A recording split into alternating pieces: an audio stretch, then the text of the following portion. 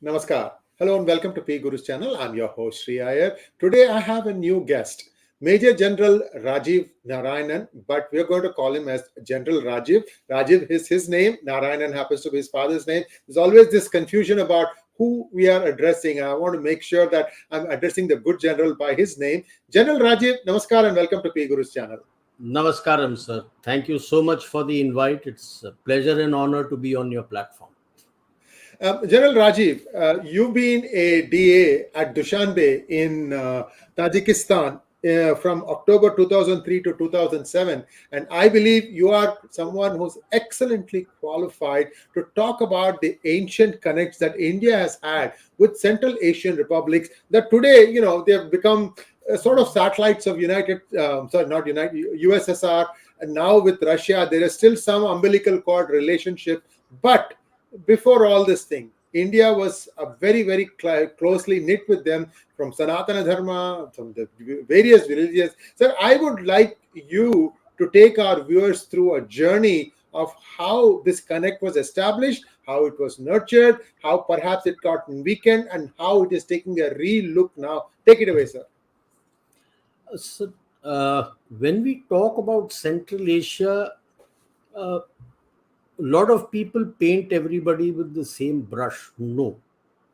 When you look at Tajikistan, which is the central and southern Tajikistan, not the eastern and northern, and you look at the eastern Uzbekistan, southern and eastern Uzbekistan, they are more of Indo-Iranian stock. They have been part of the ancient Persian Empire. Rest are either Turkic or Mongoloid. The Turkic tribes precede the Mongols, and when the Mongols came in, that is how the Turkic tribes went away and finally reached what we know as Asia Minor, Anatolia, and hence the name Turkey. It comes from these Turkic tribes. So the rest are those. But our connection goes deep into antiquity. I wonder how many of your listeners have heard about, we all hear about Ramayana and Mahabharat. But there is one big war or a series of battles which precedes all this by thousands of years. And that is known as the 𝙤𝙬𝙤𝙪 War, the War of 10 Kings. So 10, they have said, at certain points in time, it was more. The descendant of Bharata, from whom our land gets the name Bharat, was a king Sudas, and how he fought against all these other tribes which were from towards the west, which is present-day Pakistan, and went on, and there were tribes which had come from, or kings, I would say, who had come from Afghanistan, Central Asia, and he defeated them over a number of battles. And that is how our Bharat survived as Bharat. There are a lot of mention given in this Rig Veda about this battle. Why we tend to make an error in dates? Because people forget that the names are always repeated. So if moment you hear a Vishwamitra or a Vasisht was helping somebody at that point in time, you tend to relate it closer because there was a Vishwamitra and a Vasisht when you read the Ramayana or the Mahabharata. No, it repeats. Like my name, Rajiv, I don't know how many people would have been named by me and how many people after me would have been named. So you can't relate from names. But the best part about our scriptures are that they always give you planetary locations when they are indicating an incident. One thing we people has to remember, that after every 43 to 45,000 years in astronomy, the same positions repeat. So that gives you an indication, but there are other things that you need to do. I'll leave it at that.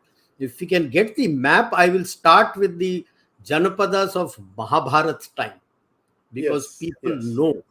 Because, this Central Asian area, Afghanistan, I include portions of Afghanistan also in Central Asia. Western Afghanistan, which is Herat and others, were more influenced by the Iranian tribes and kingdoms, or Persian tribes and kingdoms.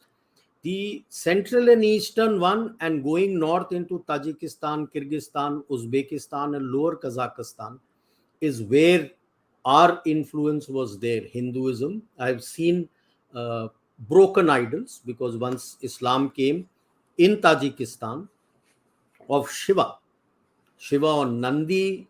You can make out that there is a child, that is Ganesha, and Parvati is also there. You can assess that because the top portion is broken, and also a murti of Shiva which is without the head. Now, when you look at the kingdoms to the north, our area of Central Asia, current Central Asia, Afghanistan, you see all the orange colored tribes. If you enlarge that, sir, that map, the Mahabharata map, we're going to try. Yeah. So you will be surprised to see, if that can be enlarged. Now you will see that topmost is Uttar Kuru, and we have heard and read about it in Mahabharat. Please note, where is Uttar Kuru located? Uttar Kuru is north here. North of this place is Uttar Kuru. So we know Kuru, Uttar Kuru, and all these Yavanas in Krishna Leela, when you hear the Yavana who had come in chasing him and whom Kans had taken help of, that is also mentioned here. These are the areas where you had what I noticed there, that it was more of a Shaivite and a Devi culture there. And I would presume that is because the Shakti culture, the Shakti Peeth, Sharda Peeth, is based from Srinagar, from Kashmir Valley.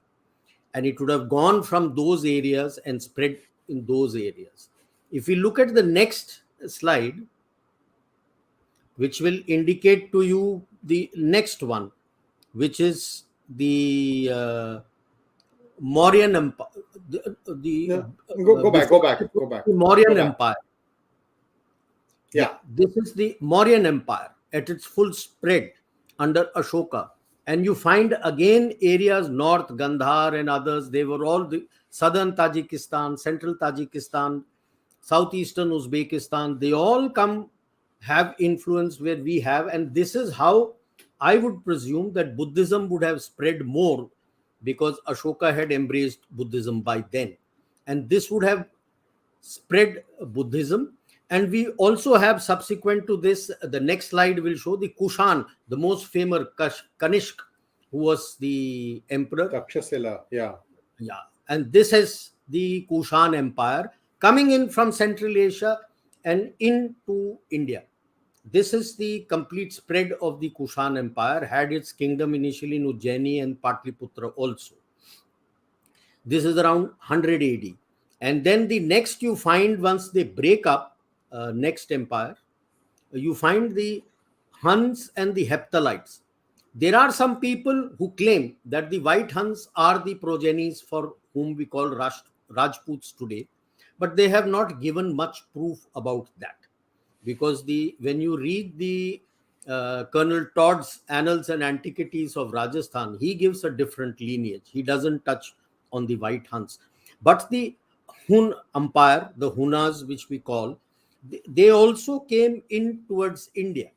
And so this is the kind of, they were all part of the Bharatiya kingdoms which were there. The Gupta Empire, the Hun Empire were the important empires towards the north.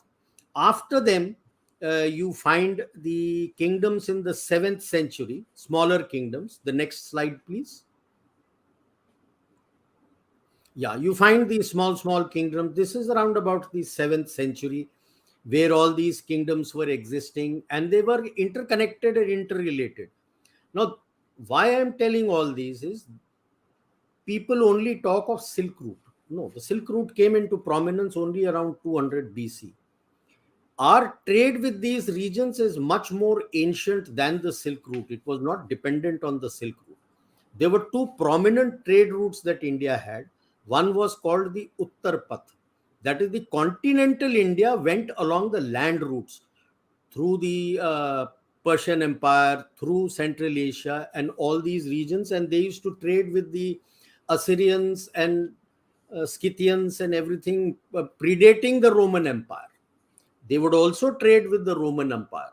The 𝙥𝙗𝙣𝙜 was the naval route, the maritime route, which you had both towards the west and towards the east. So this is the Indian trade and domination of the Indian Ocean through the 𝙥𝙗𝙣𝙜 and these land routes through these corridors. After that, you have the famous, much less spoken about, but Raj Tarangini mentions about the empire of the Karakota Empire. Lalitaditya Muktapid was the most famous king of Kashmir. The one in dark is where he had direct control, and the rest were his vassal states. Now you look at the vassal states. It goes not only into Xinjiang, into Central Asia. These were the regions when you find. And why were you able to do this? Because the cultural connect, the religious connect was common. You followed a same type of traditions that were there. After this 8th century, come the Islam comes in. This is what is given in another text about the same Karakota Empire. But this is what is showing is what it had as a direct control, the Karakota Empire. But it had vassal states because we used to follow the concept of Chakravarti. Chakravarti means that other vassals accept you and you live in peace with everybody, and the Chakravarti ensures the security and growth for all. Our Honorable Prime Minister's Sagar. The next after that comes the Mughals. I go straight to the Mughals because these were the people who had certain footprints up to Tajikistan. When you notice here that Herat and other areas, Zaranj, Herat, it was all part of the Persian Empire. The Safavid, the Sassanids, they were all part of that. And that is why you find more Iranian influence in those areas. And the rest, when you look at Kabul, Kandahar and all these, have always been part of the Mughal. The western, central and northeastern portion, eastern, central and northeastern portion of Afghanistan always had control of the Mughals. After all, Babur came down from the Fargana Valley to Kabul, and only after that he raised an army from Kabul and came to India. Till this time, everything was fine. Trade used to carry on. Different kingdoms were there. Trade carried on. Now the things changed to Muslims. Even despite Islam being there, trade was on. And all this stopped once the Britishers came in. Because that was when, if you look at all this, why I'm showing all these maps is to understand that Afghanistan is a new creation name given by the British. It never existed as a nation. You had Kabul, you had Kandahar, you had Balkh. Balkh was always part of North. Yeah.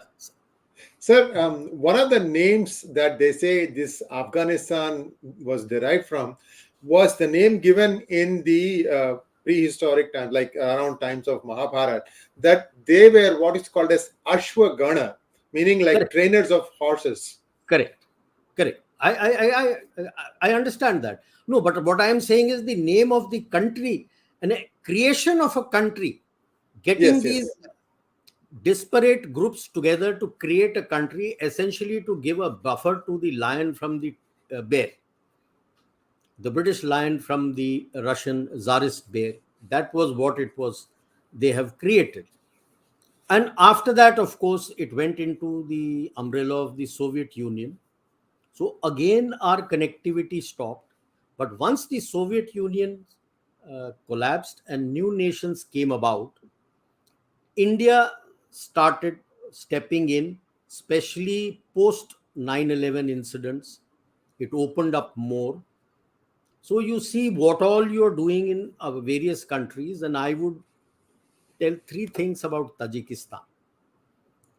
Firstly, what they have not mentioned here is there is a very big hospital we run in southern Tajikistan. Kurgan Theppa is the place.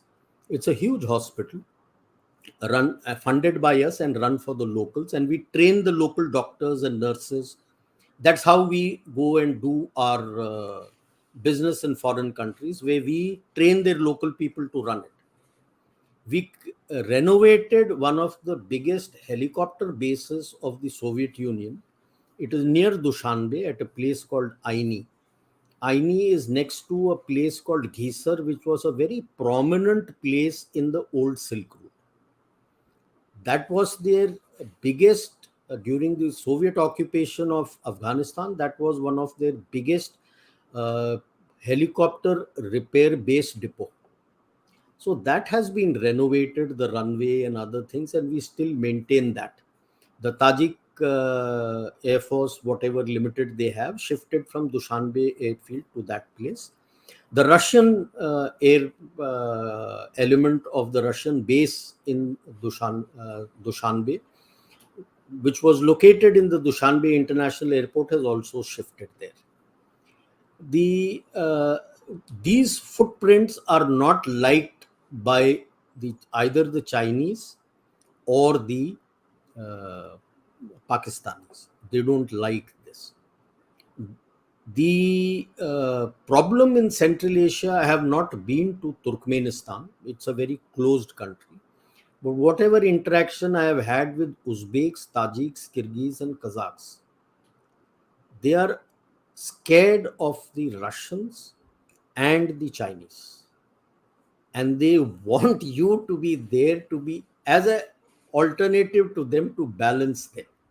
So if we can do something out there, yes.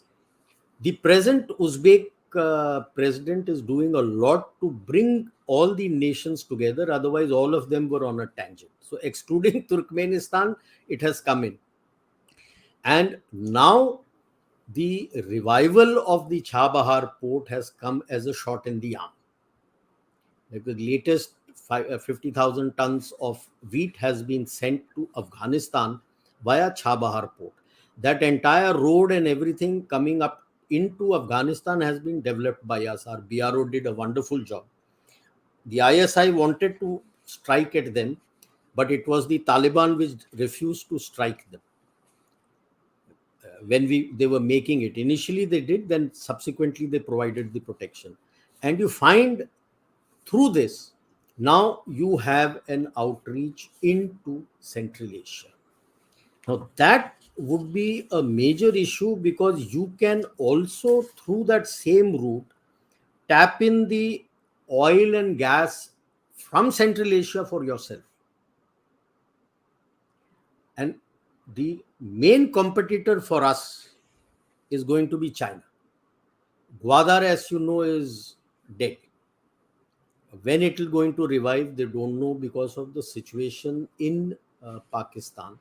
So they are, Bandar Abbas is full. So they are eyeing Chabahar. Yes, sir. Sir, you said about Chabahar that India finished the road all the way up to the Afghan border. From Afghan border, it went all the way up to Kabul. Yes. Okay. Complete inside. Okay.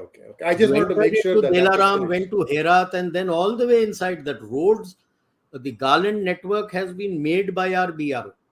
Okay, wonderful. I somehow thought that inside Afghanistan it was not finished, but thanks for clarifying that, done. Sir. Once they finished it, it was in 2006 February that these people got relocated. A lot of them got relocated from here into Tajikistan, where we were making the airfield. And a lot of equipment we were able to bring in from Tajikistan from Afghanistan into Tajikistan. Whatever equipment they were using here, that was brought in there to make that airfield. There used to be a ferry called Sher Khan Bandar, and now they made a road. So this is that Zahedan, Zaranj, Kabul, this whole road has been made by us. So now now it is open, and you have sent 50,000 tons of wheat out there. In moment you're into Iran and into Afghanistan, actually, ideally through Afghanistan, because when you go north of Kabul, you will hit Mazar-e-Sharif, and to the right is Kunduz. When you go straight north from Mazar-e-Sharif, you hit Uzbekistan over that Termiz friendship bridge which the Soviet Union had made. When you hit Kunduz, you get into Tajikistan. There is a beautiful bridge where, like I was mentioning, the Sher Khan Bandar ferry across the Pianj River, which then merges and becomes Amu Darya. So across that, there is a beautiful road funded by the Americans and the Japanese, and the bridge, and it takes you into Tajikistan. It's a beautiful road you go into. So the connectivity becomes complete. And from Mashhad, if you want to get into Turkmenistan, you can get into Turkmenistan also. So this changes the dynamics now of how India reacts. And with this, suddenly what happens is, whatever was the depth, this adds to the fact that Afghanistan is no longer a strategic depth for Pakistan. Yes, indeed. And a lot of stuff that you are sharing here is just absolutely fascinating, General Rajiv. My first question, sir, is Afghanistan is a conundrum because none of the other countries, including Pakistan, has recognized a government in position there. Yet we see that there has been, like they want India to come back, take up all the unfinished dam projects. They want India to also do the other project that India had taken up. So between all these things, and now that you have said that 50,000 tons were exported from India to Afghanistan, so at least we are trying to make sure that the country doesn't starve. But what about the other cultural aspect? Like, for instance, the last Gurudwara I heard there has been closed. Why doesn't India go back and gently tell the Afghanistan, look, you cannot just kill an entire race just because they don't happen to be doing what you believe in your prayer room? How does that part work, sir? See, like in my other talks also, I say, once you get some foothold with the people there, that's how you change the uh, thinking of the people in power.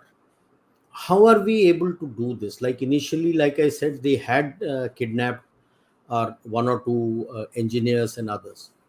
But the concept that was followed was always a bottom up approach, asking the people, what do you want? And we will do it for you. When we talk now of the 3 billion projects that are there, it is spread over all their provinces and it's a bottom up approach. We have not gone a top down approach. A bottom up approach and reaching out to the people. Now, when you reach out to the people, that is why that time suddenly the Taliban realized, because for a militant organization or a terrorist organization or subsequently a political party also to survive politically, people have to be with you. If the people are not with you, you can't do anything. And if the people are with you, you can do a lot. Like what the people of Pakistan showed the Pakistan police and the rangers when they tried to arrest Imran Khan. They couldn't. So that is the power of the people. Now you are interacting despite this directly with the people. We are online. We're not calling them over here, but online conducting training for the diplomats. How you need to behave. This is how you slowly gain influence and hold, and then start changing their thinking. You can't immediately go directly to change their thinking, because then they will pull back and not listen to you. That is my personal opinion. Oh, absolutely, sir. That's worth its weight in gold. That's why I'm asking you. We are all looking at. You see, sometimes it's easy to just look at a map spread out in front of you and imagine, oh, there is a land connect between this and this. Why don't we put a road? Well, it has not been put in for a good reason. Perhaps the terrain isn't as easy as you see it on a piece of paper. So there are lots of other things that go into this. But as a friend, India has always looked at countries like Afghanistan and perhaps now to the Central Asia. How critical is the connect between India through the Gilgit-Baltistan? Would that make things easier? The way I see it now, it is still a fair amount of a haul. Would that make things easier, sir? Your opinion? Yeah, you get a direct connect into Afghanistan. There is a very famous, I read a lot of these trekking reports to understand the terrain, since Right. you won't get to know physically on Gilgit Baltistan. A lot of trekkers are using what is called a mini mark, which is a pass in Gilgit Baltistan, which takes you across into Afghanistan. and there are other passes also which gets you into the Wakhan corridor, and to the this mini marg will get you to the mouth of Wakhan corridor. There's a place there called Ishkashim, though there is Ishkashim even in Tajikistan. So from there, access becomes easier. You have a direct connect, then land connectivity. Yes, it will take a while for the road and others to get made, because it's a very mountainous area and a super high altitude area like you have in Ladakh. So it will take a little time, but once you connect, then the connectivity not only with them, you are next door to Tajikistan. You're right next door to Tajikistan. So the entry into Central Asia would begin by having some sort of a direct connect with Tajikistan. Can I say that? Yes. This is on a flank. 𝙤𝙗𝙗 will also give you, like I said, you come in towards Kabul. You don't need to come into Kabul, because from Dilaram you can go directly towards Herat and then come into Mazar-e-Sharif, and the road bends and gets you to Mazar-e-Sharif, and from Mazar-e-Sharif you're through to Uzbekistan. Next to Mazar-e-Sharif is Kunduz. You're through to Tajikistan, which is the southern and central Tajikistan. This connectivity from Gilgit-Baltistan gets you to their eastern portion, which is the Gorno-Badakhshan. Gorno in Russian means mountainous. So the mountainous Badakhshan region becomes your access. And then for the Chinese, the connectivity CPEC is a dead duck, because you are sitting there. And then he gets worried about Xinjiang. As a matter of fact, I was coming to that, and you led me right up to it. General Rajiv, we are about 26 minutes into our talk. We still have one more thing to talk about, which is the recent thing about Saudi Arabia and Iran. Oh, yes, yes. What I would rather, let's just touch upon that, and then we'll come back to Xinjiang, if you don't mind, sir. Not at all. Most fascinating. I don't think our viewers have ever heard about all these things, so I'm glad our viewers are also enjoying this talk. Viewers, please like this video, because I would like to see 10 times the number of people who are watching right now. It's good, but it could be really, really good. So thank you so much, sir. And now, if you don't mind, we can continue our talk about this recent pact that Kingdom of Saudi Arabia and Iran have signed, and then we'll come back to Xinjiang. Sir, go ahead, sir. We have put up this. Yes, slide. sir. I would rather call it a storm in a teacup.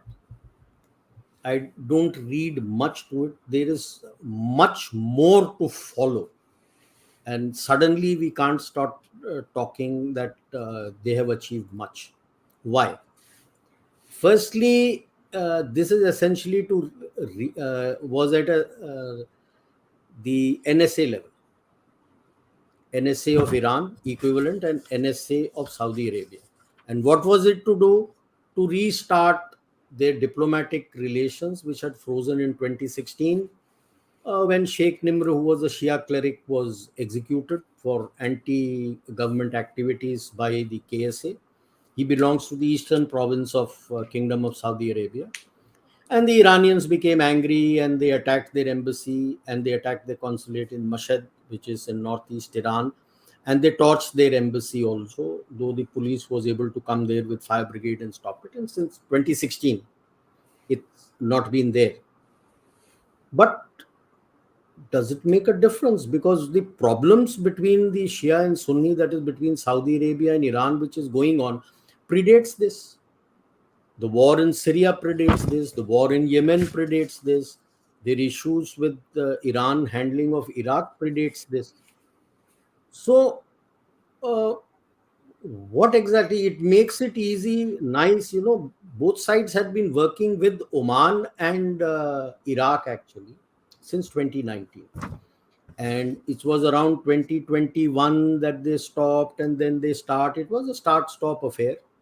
And finally, I think it suits both sides, because China is a big name. If it comes out that Iran, Iraq or Oman had mediated, it doesn't make much of a diplomatic noise, but this does. It helps KSA also. Though there are reports that KSA had kept USA in the loop. That's why there is nothing much coming out from USA. And I don't think it will have any impact. The impact on the conflicts, Iran Iraq standoff going right up to Lebanon, it's going to continue.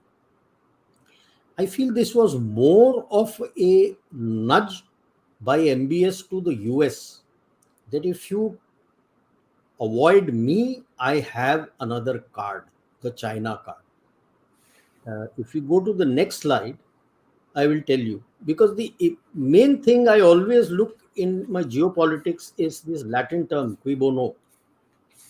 This is a term who gains, and it's actually a criminal law uh, pointer, where in criminal law, whenever something happens, they always look for motive in which who gains.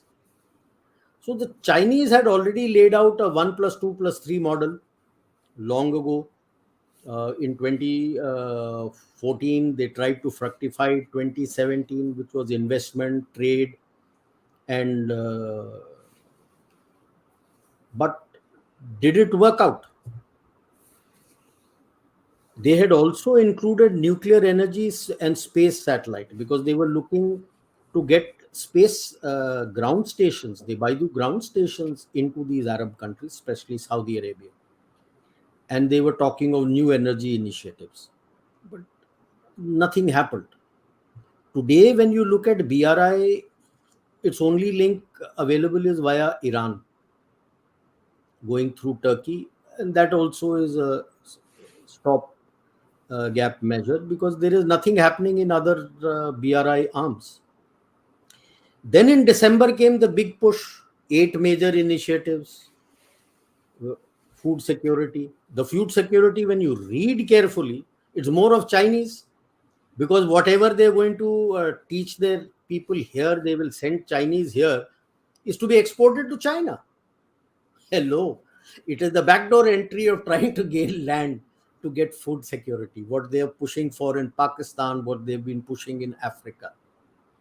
Rest is green energy and other things. Is I think they are trying to look at uranium and thorium, for which a lot of survey is being done in Saudi Arabia. They feel that would be available. Is KSA looking for nuclear technology? They already have the DS3, DF3, Dongfeng 3 nuclear missile, nuclear capable, though they claim it is not, the nuclear warhead has not been given to them. That was given to them sometime in the late 80s. The DF-21D missile, the latest, has been given to them in 2014. And it was only, I think, last year or year before last in their parade, they displayed these missiles. Chinese have also given them their CH-4AB and the Winglong 1 and 2 UAVs and UCAVs. What exactly is Iran going to gain? People talk about the oil pipeline. Will it succeed? Because what is available via Turkmenistan is only a gas pipeline. It is not an oil pipeline. It is gas. So you have to lay an oil pipeline all the way from Saudi Arabia into Iran. Do they trust each other? And is it viable to get it into Xinjiang and then expect that it will reach the eastern seaboard? They have been pushing the Russians for getting it to their eastern seaboard from the north, but they are facing terrain difficulties. At the moment, from Vladivostok, the ships, tankers get it to China. And they have a railway line laid down from Shenyang in the north and brings it to Beijing and takes it to their eastern seaboard.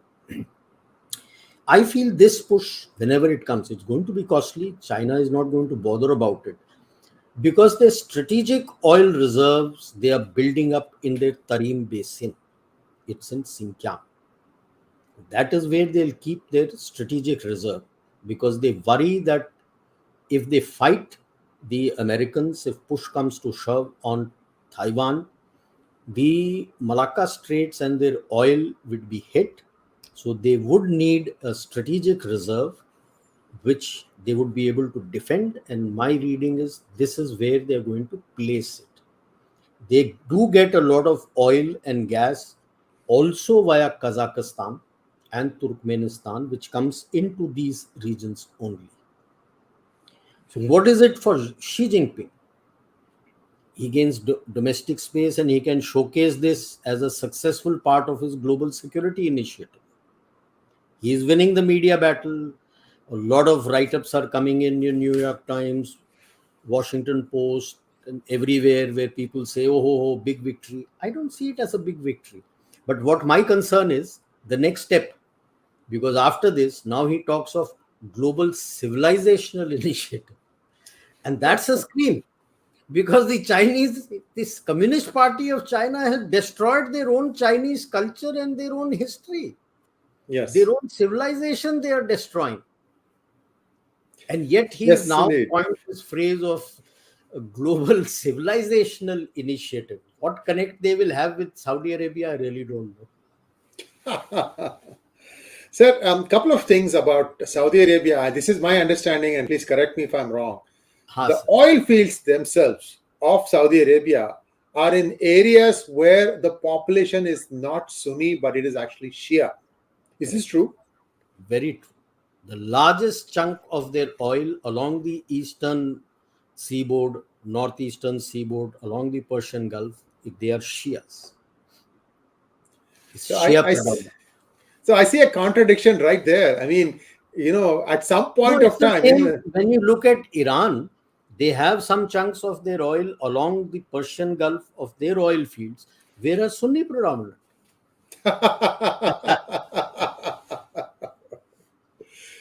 But oh, fascinating. between Saudi Arabia and Iran, the actual battle, whatever they may be doing everywhere, is leadership of the Gulf. And that is where it's a triangle, a troika, where they will fight amongst themselves. It is Saudi Arabia, Iran, and Turkey. It used to be Pakistan earlier, but Pakistan today doesn't have the heft to do much. So, speaking of Pakistan, I just heard that today it is going to happen, the arrest of Imran Khan. I don't know if it's happened yet or not. So, don't worry about that part. Sir, let's get back to Iran. Yes. See, you saw this recent protest by the women. And the story that is doing the rounds in the United States is that if the current Islamic regime is overthrown, let us say that somehow it gets overthrown, that Iran, in a heartbeat, would go back to Zoroastrianism. 90% of the population, they are saying, will take that, because they'll say, this is our heritage, this is our legacy. How true do you think that is? It won't happen in a hurry. The overthrow of the Iranian hardline rule, which is there, I related to Xi Jinping. We wish that he goes away. We all wish. It doesn't happen. She has also now this time brought in everybody and controls every aspect of the life and governance. In The Iran, yeah. hardliners in China. Now, if you look at the hardliners in Iran, they control everything. I won't be surprised if at some point in time it is the fingers get pointed towards the hardliners for the 500 odd women who got poisoned in school. Yeah. It's not a joke. 500. We're not talking of one or two. So it is sad, but yes, if it does get overthrown, how many would, yes, they would like to, how many would go? After all, a common man shifts allegiance based on where he can survive. True. So one thing about Iran, one unique thing about Iran is it's much more of an educated society. Yes. So they are much more, they can sift the grain from the chaff perhaps faster than the others. Do you think India can play a role there, assuming some turbulence happens? I'm not saying that India will never go and create anything like that, but assuming that they are looking for some direction, do you think India might be able to help there? I still have this Xinjiang question. We'll go to that right after this. Why would India go there? For what? Like I said, for the common man, whatever, like even when you look anywhere, people who are coming on the streets, even in Iran, the hardliners, support for the hardliners who come onto the streets, anywhere in the world, not more than 10 or 15% are the one who are ideologically driven. Rest are there for money. You pay him, he comes there. You are in US, Boston. There is an institute called Albert Einstein Institute. Have you heard of that, Yes. sir? Yes, I have. I have. Yeah. And it has got nothing to do with Albert Einstein or physics. It openly teaches peaceful overthrow of governments. Yes, I've heard of that too. Right? And that is all, that is what they teach, and they give you certificate. The green revolutions, I had collected a whole lot of their pamphlets when I was DA in Tajikistan. When I first heard about it, I've given it to a raw MEA and MI and everybody, that this is what they do. They have taken examples of how our Mahatma Gandhi also led the peaceful revolutions, and the green revolution and all that, and in which they always state it is that funding, which I agree with them, that it's the funding. So now if people have to go to Zoroastrianism, has to start, it won't start in a hurry. Where is the funding? They want to start a fire temple. How do they start the fire temple? The actual fire had come to India. It's available in India. That sacred fire was brought in the ship, landed, I think, Sanad in Gujarat, and then from there it Gujarat. has Yeah. come in. So that fire is here. How does it go back there? Where will they take it? Who funds the money? Will the Americans fund the money? So it will take its time. It won't happen overnight. Maybe this conversation will make the Albert Einstein Institute guys sit up and take notice. Wow, there is a new theory here. Yes. Sir, let's get back to Xinjiang. And also, I have a question about Mongolia. In Xinjiang, today, the big challenge is the Hanification that is going on. And we have heard horror stories. I've had guests come and talk Yes. about what It's happens. bad. And what hurts me is that the Muslim world is quiet. Yes, yes, yes. Two Hindus are talking about something that's a very inherently Muslim problem. Come on, guys. This is humanity. It's got nothing to do with religion. Please go ahead, sir. Sir, they are sterilizing the men. They are impregnating the women forcefully. It's amazing under what they are doing. It's really, really, really sad what is going on. It is, I would say, akin to the Jewish Holocaust, what is going on there. They exterminated them. Here they are exterminating a race, and they are most worried about the Atim Brigade. Atim, of course, has Eastern Turkestan Islamic Movement, has changed its name to Turkestan Islamic Party, TIP. And they have a very strong contingent of about 5,000 fighters who have fought in Syria, who are there in Afghanistan. They operate within Pakistan also. They have been part of some attacks on Pakistan forces and other places. And the Chinese are really scared of if they come in. The and that is why they are very, very keen to coerce Tajikistan. They have already established one base for themselves just north of the Waqan corridor within Pakistan, and they are in the process of establishing another base closer to the mouth of Waqan corridor in Tajikistan. Why Tajikistan? The district which is adjacent to Tajikistan, Tashkorgan, which is Xinjiang, is Tajik predominant population. Thereafter, the Kyrgyz also. Why Kyrgyz? The population in the Wakhan corridor, surprise, surprise, are Kyrgyz. They are not Pashtuns or Tajiks or Hazaras, they are Kyrgyz. So that is their worry, that if they come in there, then they will be havoc. And Americans also know all this, and still, for the lure, I still tell, for the lure of the lucre, the MNCs are not on the same page as the State Department. Sir, Shaksgam Valley. Yes. That is the water reservoir of the world, some people say. I could be right, I could be wrong about that part. No. It is Tibet. Tibet is the third pole. It is the water reservoir. The amount of rivers that flow from Tibet is enormous. The Southeast Asia, China, India, Pakistan, the rivers flow from there. Shaksgam Valley is a small valley and it is uninhabited actually. It's uninhabited.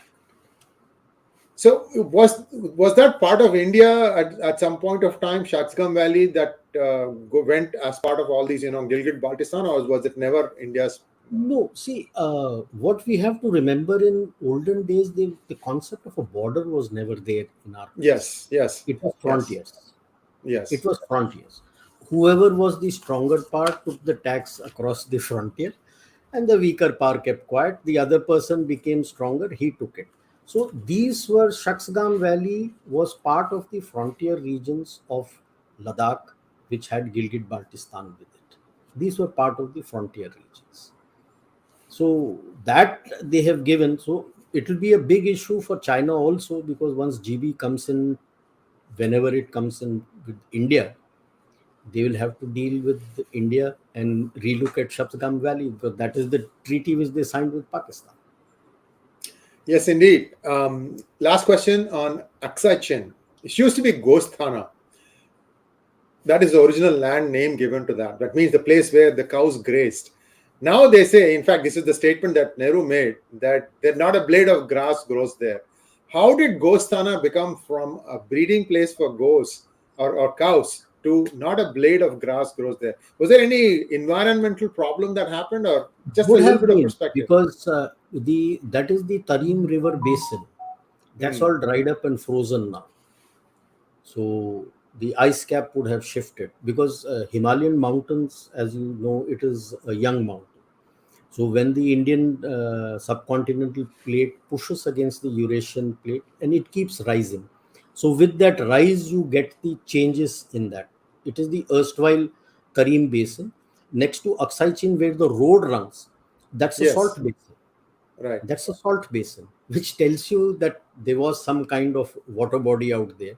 And when the Right. water body would have been there in ancient times, that is when the cows would have been going to graze out. Last question on one. Now actually nothing grows there. It's all frozen. The last question on Mongolia. Prime Minister Modi, in his initial term, went and visited, tried to re-establish relations with Mongolia. Some things happened. Mongolia is, I think, still Buddhist, although I'm hearing that it is going through a conversion itself, like any other country in this area. Like many may not know how much South Korea has converted into Christianity, although it doesn't ebb to the surface. Mongolia, give us an update how you see that with India's relationship, sir. Mongolian relations are more through Buddhism. Yes. Direct contact was not there. It was more through Buddhism. And that is what we are wanting to restart with them and bring them into our that Buddhist circuit that is there.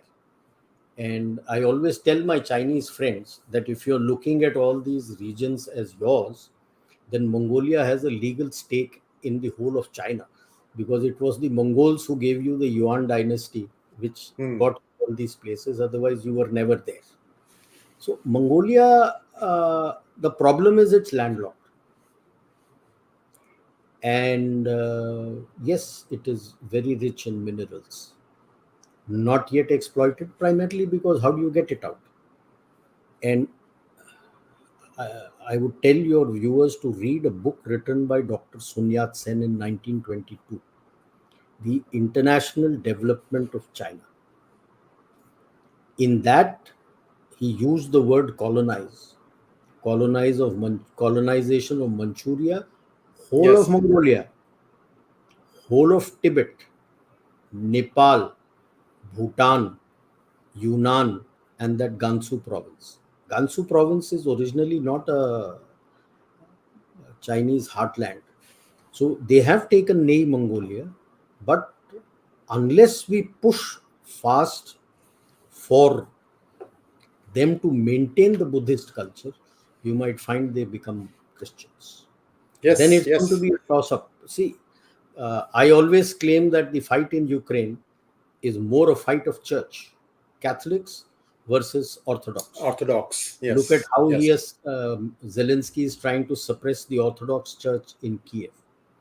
And the moment you get an Orthodox Catholic Church coming into Mongolia, it's the soft underbelly for Russia.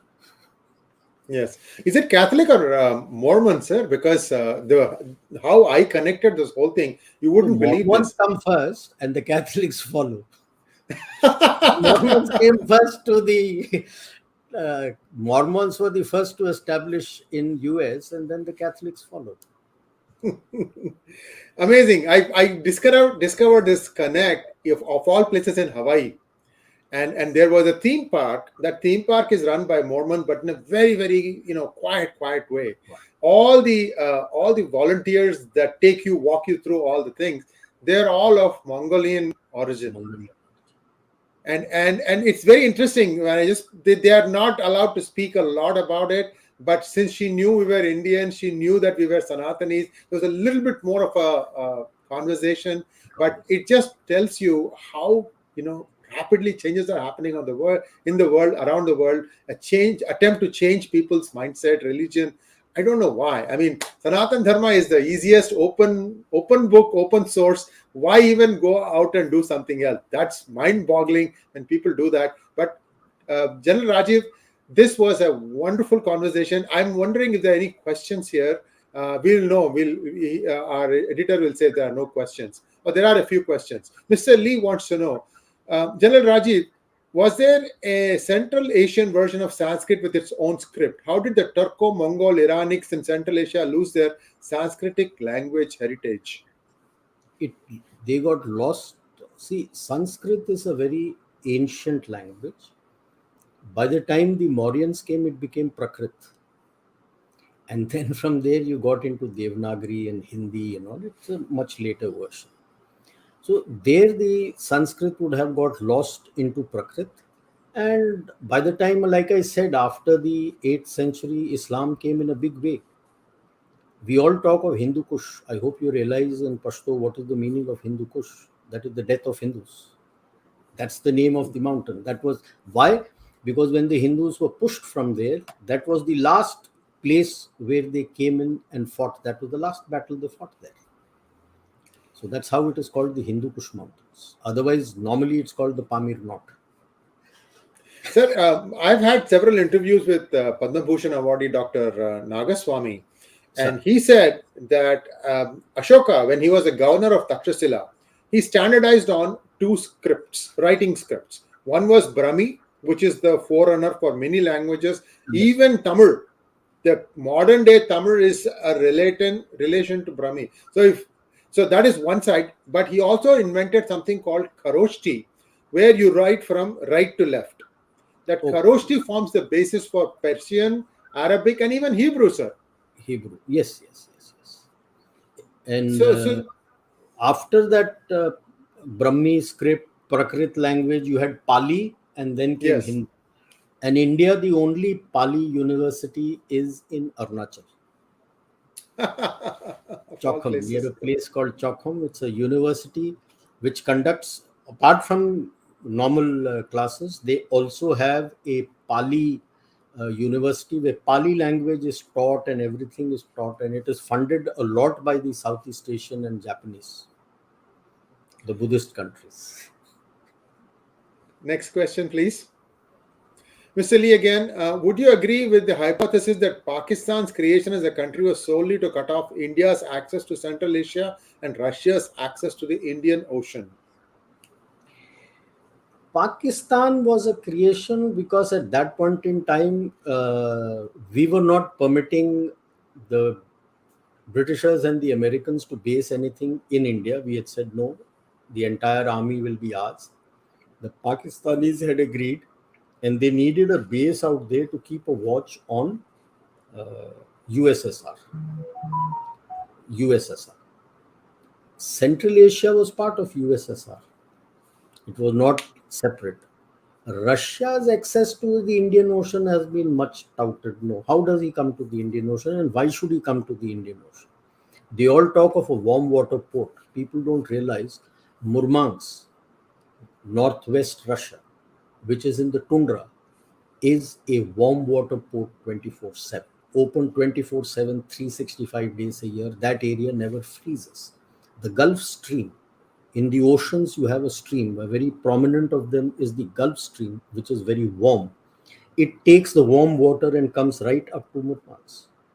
So during the Second World War, Land-Lease, when they were giving a lot of aid to Stalin, most of the ships used to land up in Murmansk and come. So why does he need a warm water port in the Indian Ocean? Indian Ocean for what? Flag follows the silver. Never forget that. So wherever the silver is, the flag will follow. And then you will understand why China is so aggressive in the Indo-Pacific. That's where its silver lies.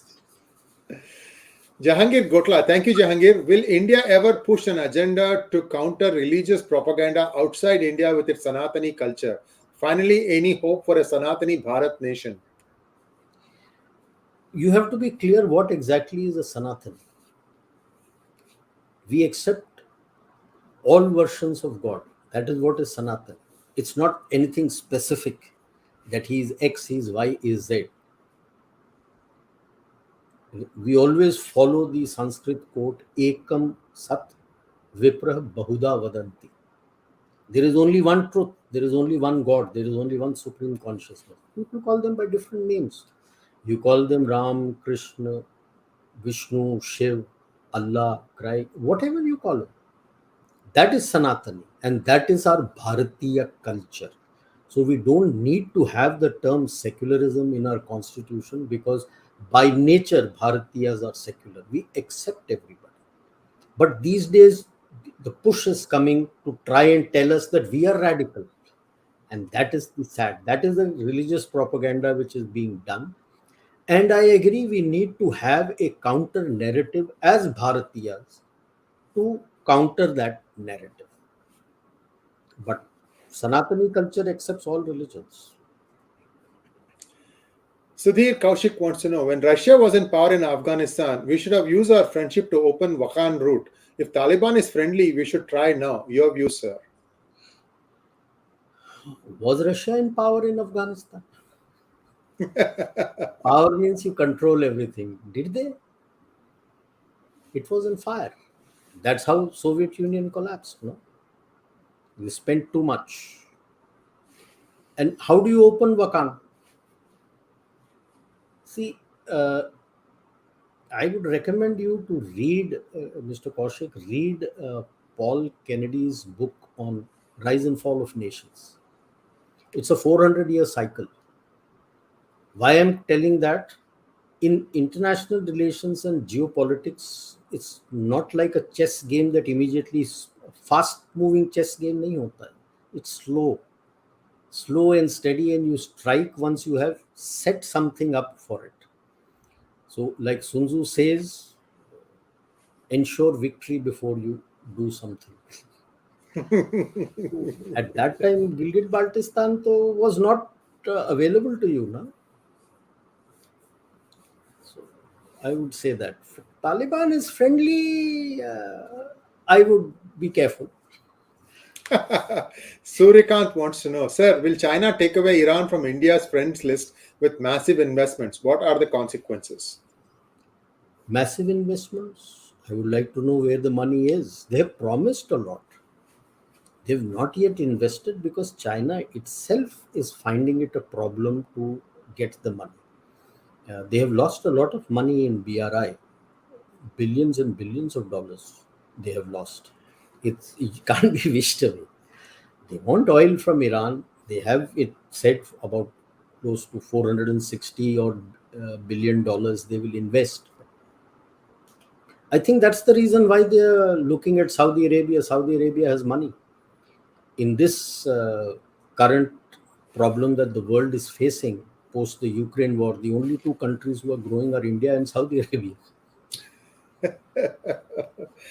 Well, General Rajiv, this was one eye-opener of a conversation. You opened our eyes to many, many things that we didn't even know existed. for example, the rich cultural heritage and ties. I'm hoping that this will form a basis for us to have a periodic conversations with you, sir. And I can't tell you how impressed I was with your conversation with Dev Talks. By the way, guys, you all should be subscribing to Dev Talks. Adi Achint is doing a fantastic job. Not one conversation in his, his repertoire of all the different conversations, not one repeats. Everything is a slightly different look at different things, and his energy is just amazing. So thank you once again, General Rajiv, and I'll thank Adi for making the connect. And viewers, please like, share, and subscribe to our channel. Don't forget to click on the bell button for notification. We want to grow fast. At this point of time, between now and November of next year, 2 elections of the biggest democracies is going to take place. That's when growth happens for media channels. That's what we are aiming for. Please help us achieve that. Thank you once again, General Rajiv. Thank you, sir. Will be a pleasure to be on your platform again.